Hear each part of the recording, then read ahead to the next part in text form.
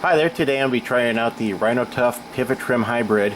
It comes with two different styles of cutters. One's the .095 cutting line, which is really beefy stuff, and then it also includes these wands right here that are used for cutting brush.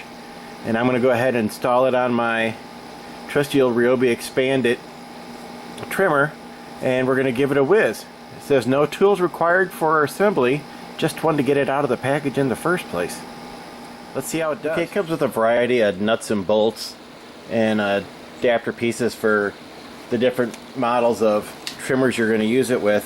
One thing that I immediately like about this is the instructions are in full color, and then they're detailed for whichever style trimmer you have. So as far as instructions go, this is pretty sweet. Let's see if I can do it. Okay, according to the package, this fits 99% of all trimmers, and I have the 1% it does not. I couldn't find any of the bolts in that package that threaded into here. So fortunately, or somewhat unfortunately for me, the old knob from my trimmer had worn out and the old nut is loose, so I'm going to see if that works. I gave the company a call, but they were closed for the day. So I'll give them a call tomorrow and see if maybe they actually have the correct thing and can send it to me. But basically it's pretty simple. You're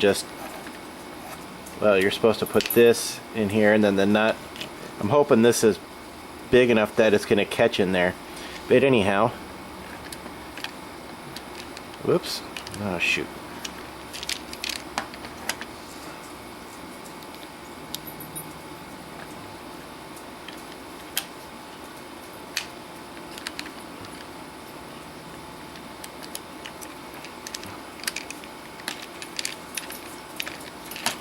Oops, lefty tighty.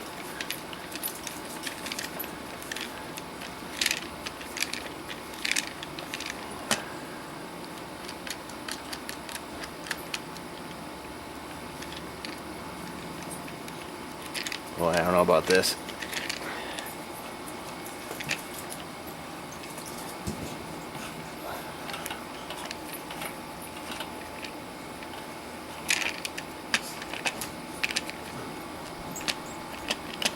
Yeah, there's a little bit of a gap there. I'm going to get that washer that came with it. Alright, this nut is not going to work because it needs to be big enough to fit. The head is too small for this adapter right here. If this doesn't fit in here tight, it's not going to snug down, and then this thing just spins freely on there. So if I was to turn it on, it would just spin inside there and not cut anything.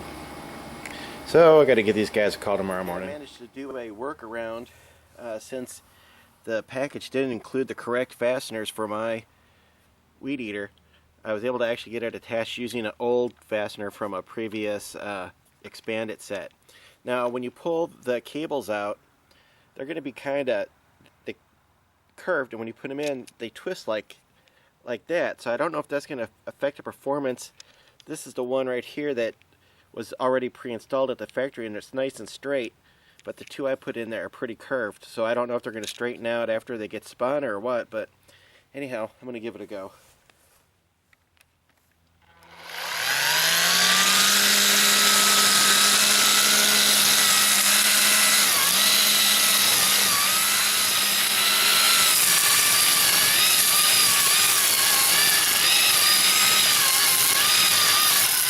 And time for some action in my world famous test ditch.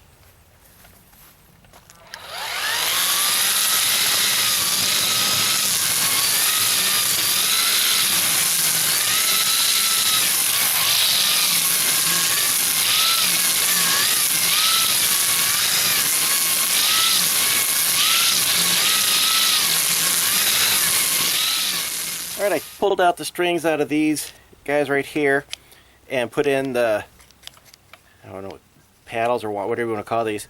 Anyhow, they snap right in. It's super simple. So we're going to go over to the world famous test ditch and give them a try.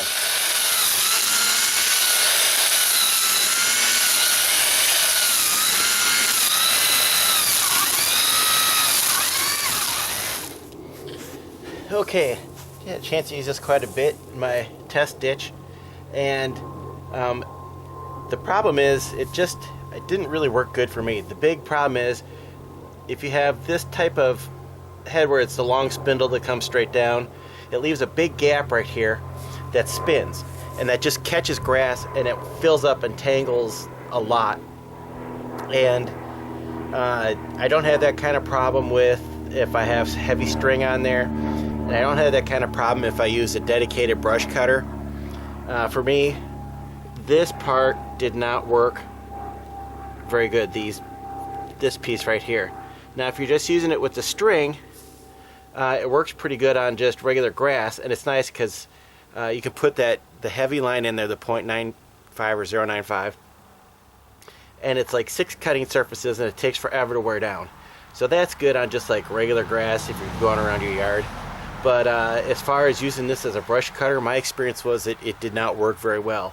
Also, if you own a Ryobi, it doesn't fit Ryobi, or at least it doesn't fit my Ryobi with the Expand-It head.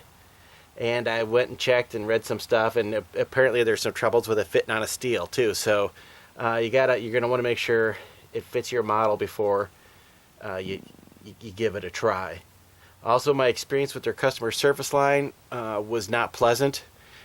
Once the person reaches the end of the script that they are given, they are not able to help you. So if you present them with a problem that's not on their script, they have no solution for you. So that was pretty disappointing. So I'm kind of like 50-50 on this. I have other products that work better. So I'll probably go back to using those, and I won't use this anymore. I might use this string part. That I kind of like that. That really worked pretty good. And changing the string is just a snap, because if you just take a little needle nose, it pulls right out, and you just stick a new one in. I mean, you're talking, it probably takes you longer to walk back to the garage to get the string than it does to change it out. So that part's pretty easy.